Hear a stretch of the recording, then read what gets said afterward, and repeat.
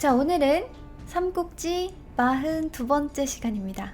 지난 시간에는 5차 북벌을 떠났던 제갈량이 죽은 뒤 위연이 일으킨 반란이 진압된 이야기와 위연과 마찬가지로 그 능력이 필요해 쓰고 있긴 했으나 문제가 많았던 양의 또한 사건 사고를 일으킨 탓에 쫓겨나 죽었다더라까지 이야기했죠.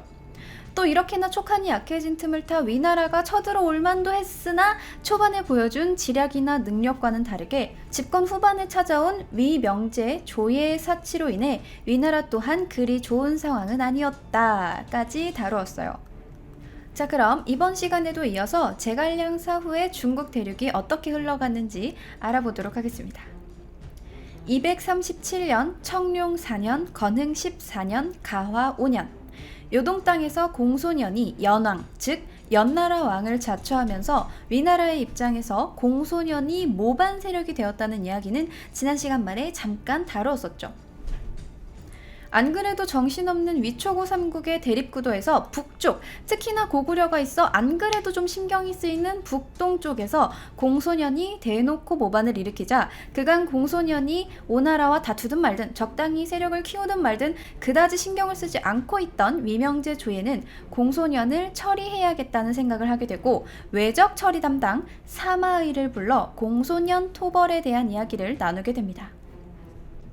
이 회의 자리에서 사마이는 공소년 따위 1년이면 토벌 끝내고 돌아올 수 있죠 라는 말을 남기고 떠나는데 실제로 사마이의 말처럼 공소년 토벌은 1년 만에 마무리가 됩니다.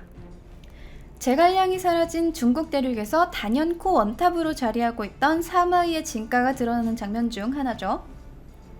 특히나 이쯤에서 이렇게나 능력 있는 신하 사마의와 위나라 황제 조예가 가졌던 신뢰관계는 어마어마했는데 그 신뢰관계가 어떠했는지 단박에 볼 수 있는 진서 선제기의 기록을 읽어보도록 하겠습니다.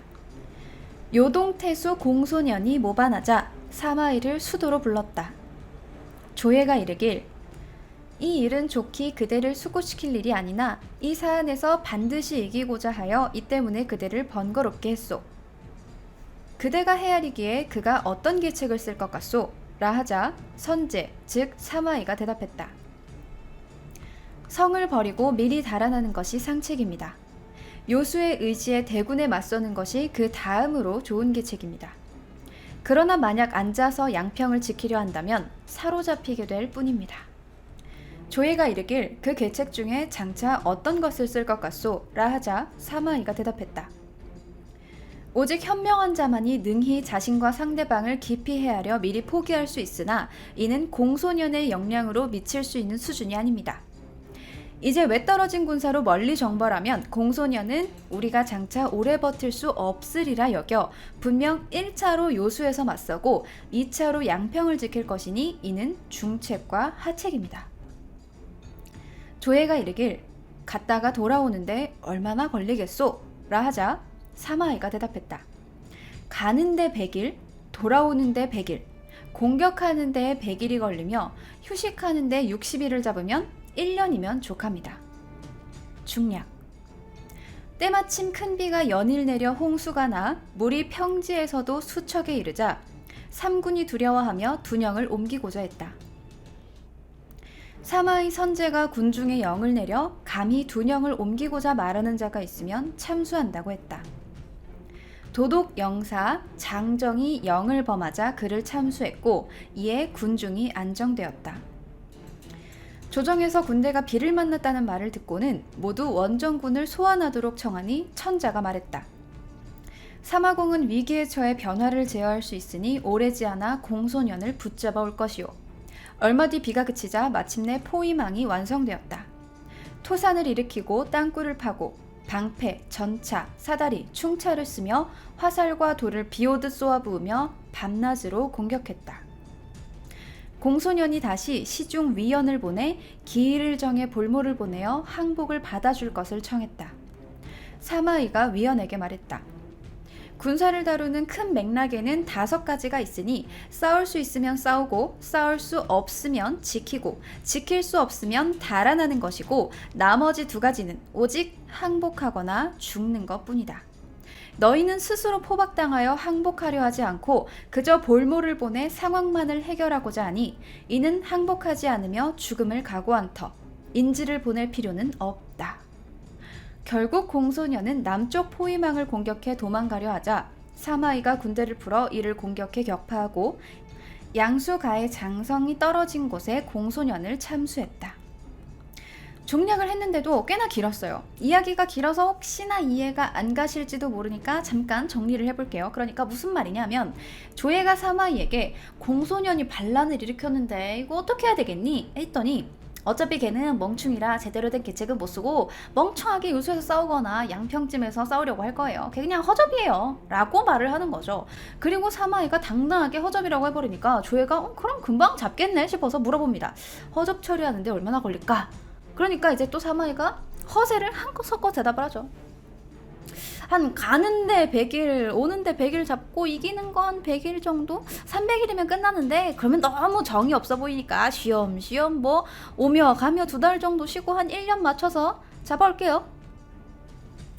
이쯤 되면 아무리 능력이 뛰어나다 해도 조예가 이걸 믿어줄까 싶습니다만 조예는 사마이를 믿는 것은 물론 이후에 폭우로 인해 조정 대신들이 괜히 날도 안 좋은데 원정 투벌 나갔다가 병사들만 축내지 말고 얼른 사마이 보고 돌아오게 하시죠 전하 라고 말하는 것조차 막아줄 만큼 사마이를 신뢰했죠. 그리고 결국 그 신뢰에 대한 보답으로 공소년을 1년 만에 잡아왔다더라 라는 이야기예요. 통수와 모함, 반란이 들끓던 그 당시에 군 통수권자 수준의 권력을 가졌던 사마이가 외적 토벌을 명목으로 밖으로 나갔을 때 얼마나 많은 반대파가 모함을 하고 통수를 치려고 했겠습니까? 하지만 사마이의 능력은 겨우 모함에 빠져버릴 수 있는 수준이 아니었고 조예의 똘똘함은 아직 살아있었다는 이야기죠. 자, 사치를 부려 국력을 깎아먹긴 했으나 인지를 다룰 줄 알았던 조예의 치세 아래 위나라의 국력은 회복이 될 듯 안 될 듯 미묘한 줄타기를 하고 있었고 그 줄타기 속에서 집권 말기 조예의 기행은 계속되어 갔습니다. 그러는 동안 마치 멍청 유선 아래에서 촉한을 살려내려는 제갈량의 모습처럼 사마이는 나름대로 조예의 최측근으로서 최대한 조예를 제어해보려 했지만 큰 성과를 보지 못하고 있었습니다. 아무래도 제갈량 1인에 의해 모든 것이 진행되고 또 제어되었던 인재부족국과 총나라와는 달리 적절한 시스템이 구비되어 있고 각지에 필요한 인력들이 배치되어 있는 위나라의 경우는 한 사람이 잘한다고 해서 모든 것이 바뀔 수는 없었나 봅니다. 그렇게 조예의 기행이 계속되고 위나라의 상태가 오락가락할 쯤이 되었던 238년 경초 2년 연희 원년 저고 원년 말 병환이 계속되었던 조예의 상태가 오늘 내일을 하게 되고 다음 해인 239년 1월 조예가 병으로 죽고 조예의 양자였던 당시 9살 꼬마 조방이 그 뒤를 잇게 됩니다. 자, 여기서 잠깐 짚고 넘어갈 부분이 하나 있어요. 여기서 드디어 위초고 3국의 연호가 모두 2번 이상 바뀌었습니다. 위나라는 220년 헌제를 폐위하고 황제에 오른 조비가 개원한 황초부터 시작해 227년 조예가 조비의 뒤를 이어 황제에 오르고 난 다음 해 개원한 태화 233년 청룡이 나타났다는 소문에 길조가 나왔다는 의미에서 새로 개원한 청룡 237년 청룡에 이어 황룡이 나타났다는 소문에 또 개원한 경초까지 4개의 연호가 있었고 총나라는 221년 헌제가 죽었다는 거짓 소문에 속아 유비가 황제에 오르며 개원한 장무 원년을 시작으로 223년 유비가 죽고 유선이 뒤를 이으며 개원한 건흥 238년 황후 장씨가 죽고 그 동생 장씨를 황후로 삼으면서 국가 쇄신의 의미로 개원한 연희까지 3개의 연호가 있었고 오나라는 222년 손권이 위나라에서 독립을 선언하며 개원한 황무 원년을 시작으로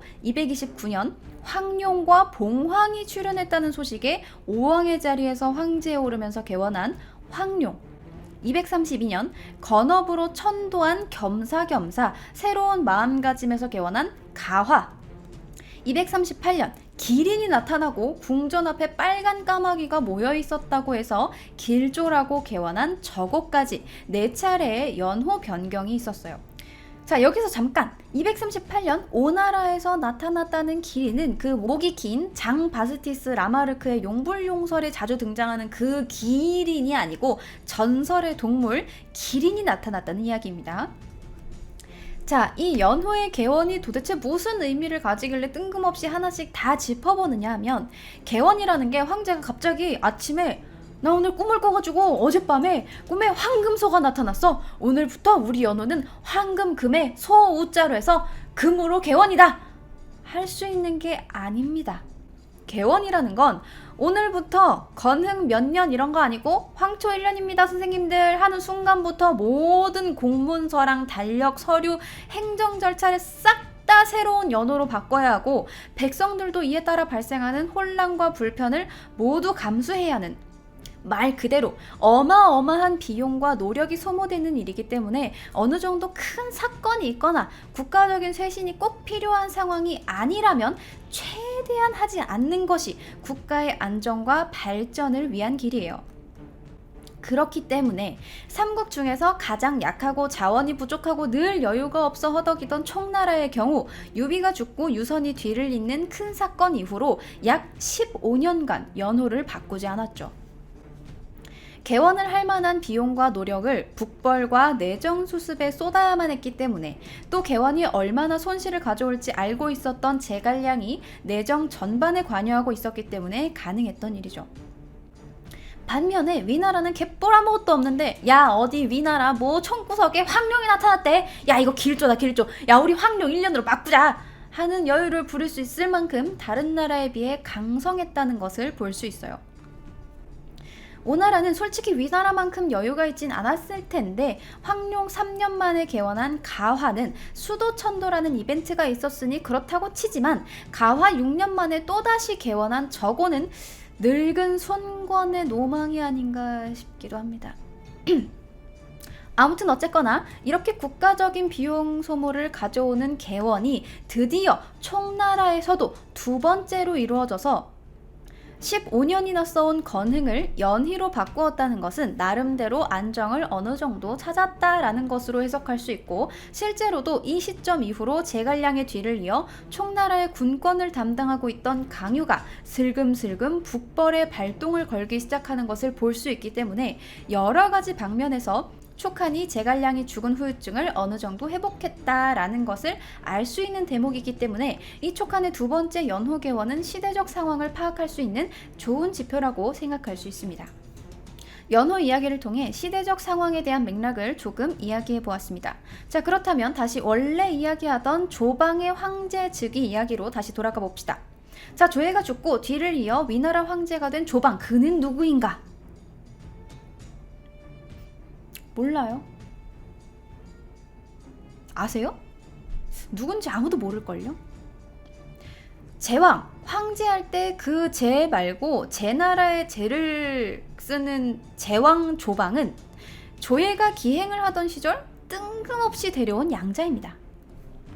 조방은 그 형인 조순과 함께 당시 아들이 없어 후사를 맡을 직계 자손이 없었던 조예가 아들로 입양한 사람인데, 뭐 어디서 데려왔는지, 원래 누구 아들인지 정보가 전혀 없어요. 정사 제왕기, 그러니까 조방기의 첫 줄을 보면 제왕은 휘를 방, 자를 난경이라 한다. 명제, 즉 조예는 아들이 없었으므로 제왕과 진왕, 조순을 길렀다. 궁중의 일은 비밀에 속하였으므로 그들이 어느 곳에서 왔는지 아는 사람이 아무도 없었다.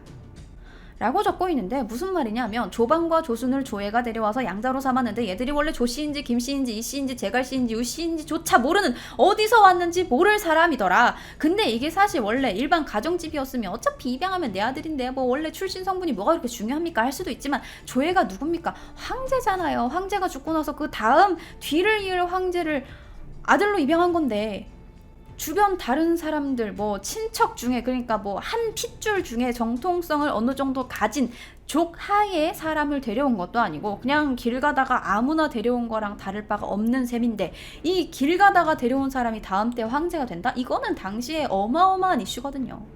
게다가 뭐 얘가 남들 앞에서 뭐 똘똘하게 자리도 잡고 입지를 다질 수 있는 애도 아니고 그냥 9살짜리 꼬맹이에요. 이게 권력 유지가 됩니까? 절대 안 되겠죠. 당시 조방이 너무 어리기 때문에 조방의 양모, 그러니까 조예의 부인이었던 명언황후 곽씨가 수렴청정을 하고 조예의 탁고 대신인 사마의와 조상이 조예의 뜻을 받들어 어느 정도 이 상태를 유지하게 해주긴 하지만 이 불안정한 정치적 상황은 오래가지 않았고 곧 내부에서 권력 다툼이 일어났으며 그로 인한 여파로 위나라가 가진 전체적인 세력 또한 악화되어 국제적 입지까지 줄어드는 국면을 맞이하게 됩니다.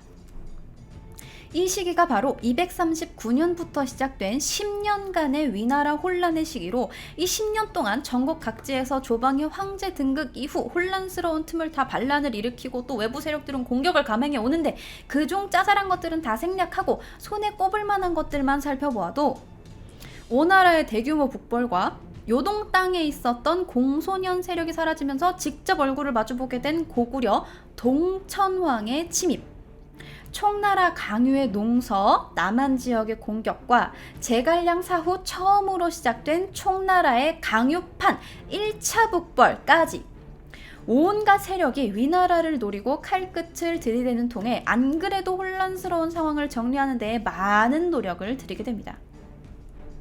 이렇게 들어보면 어라? 10년 동안 연신 두들겨 맞았는데 어떻게 상황이 정리가 되기는 됐나 보네? 라는 생각이 들죠. 또 갑자기 삼국지 이야기에 고구려 이야기도 나오고 제갈량이 죽으면서 5차 북벌로 마무리가 될 줄 알았던 총나라의 북벌이 다시 시작되었다는 이야기도 보입니다. 자, 과연 이 10년 동안 어떤 맥락에서 어떤 흐름으로 총나라와 오나라가 움직였고 위나라는 도대체 어떻게 대응을 했길래 이 혼란스러운 상황에서 끝까지 버텨내고 결국은 다시 안정화를 도모할 수 있었을까요? 그 이야기는 다음 시간에 이어서 해보도록 하겠습니다. 슬슬 모르는 인물과 새로운 이야기가 많이 등장하고 있습니다. 연희에서는 잘 다루지 않는 제갈량 사후의 이야기가 과연 어떻게 이어질지 궁금하시다면 다음 시간을 기대해주세요.